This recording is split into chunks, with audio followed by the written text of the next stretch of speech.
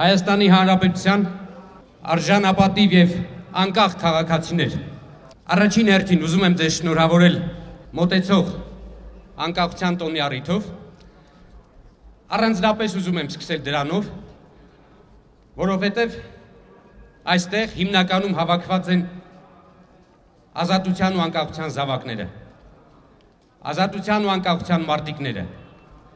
այն սերունդը, որը կերտել է Հայաստանի անկախությունը, այն սերունդը, որը վերցնելու է այդ էստաֆետը եւ շարունակելու է անկախության հավերժությունը։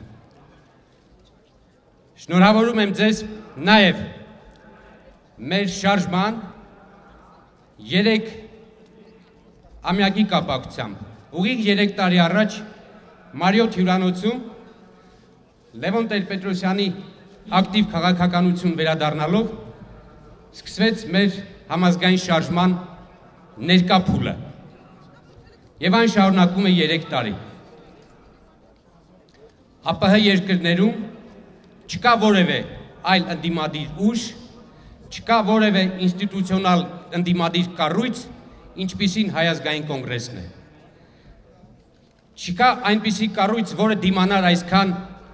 հալածանքներին, տերորին, բանտերին, սպանություններին, ձերբակալություններին, հետապնդումներին։ Հայ ազգային կոնգրեսը եւ մեր շարժման մասնակիցները դիմանում են, դիմանալու են եւ մոտենում ենք, սիրելի ժողովուրդ, մոտենում ենք մեր երազած օրվան։ Մենք այսօր սկսում ենք, Հայ ազգային կոնգրեսը այսօր սկսում է այս միտինգը,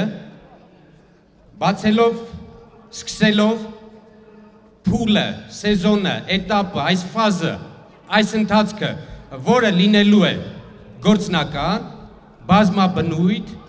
լիքը երթերով, ցույցերով, միտինգներով, ակցիաներով, կոնկրետ գործողություններով, եւ մենք